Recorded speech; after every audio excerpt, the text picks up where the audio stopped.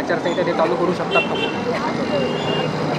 शासनाने धोकादायक इमारती चाळींकरता ही योजना खास करून क्लस्टर योजना राबवलेली आहे, जेणेकरून भाडेकरू, मालक आणि बिल्डर या तिघांना समसमान त्याच्यामध्ये भेटू शकेल आणि जे आजपर्यंत रिडेव्हलपमेंट रखडलेली होती धोकादायक इमारतींचं, वारंवार कोर्ट कचेरी याच्यामध्ये वाद व्हायचे, त्याच्यामुळे हा मध्यस्थ मार्ग काढला. परंतु केवळ पोस्टर लागण्याच्या पलीकडे काही झालेलं नाही आहे.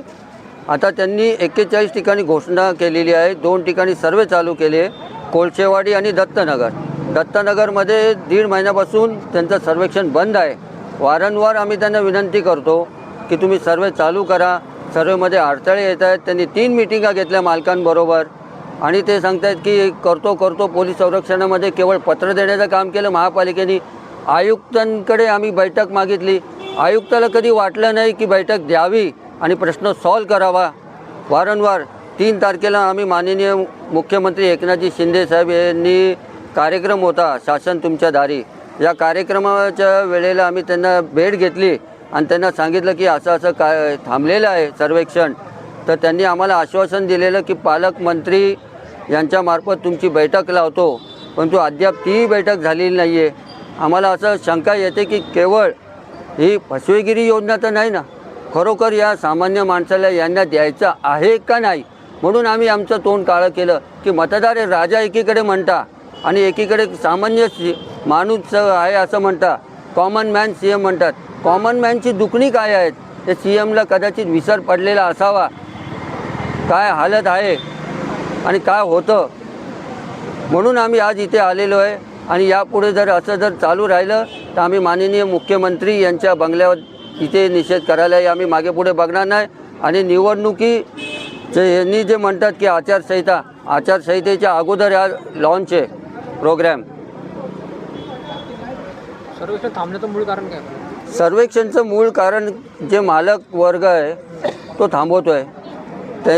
ते का अडथळा आणते ते आम्हाला कल्पना नाही आहे, कारण तिथे वेगवेगळे इश्यू आहेत.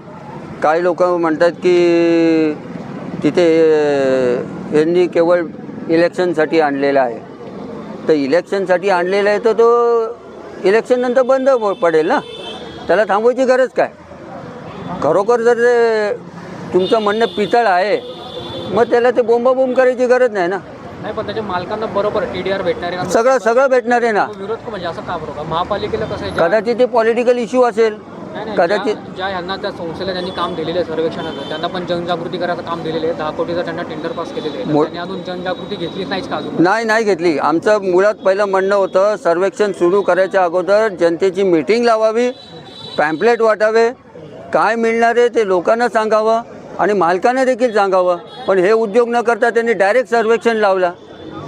आणि त्या 26 हेक्टरला ते बोलतात बिल्डर येणार आहे की कसं करणार आहे ते, म्हणजे आता ते पाठ करणार आहे 26 ह्याच्यामध्ये. पाठ करणार आहे. आता त्याच्यामध्ये जी शासकीय जागा, प्रायव्हेट जागा जी आहे, प्रायव्हेट जागेमध्ये ते असं त्याच्यामध्ये नियम आहे की मालकांना सांगणार की तुम्ही बांधा, आणि मालकांनी नाही बांधलं तर मग शासन बांधणार आहे. मालकांनी जरी बांधायला घेतलं तर मेन जो टेनंट आहे त्याला मिळणार आहे ना. त्या नॉर्म्स जे कंडिशन आहे, दोन्ही याच्याने टेनंटचा फायदा आहे. नाही दोन्ही याच्यानी काय टेनंट काय मालकाचा पण फायदा आहे ना.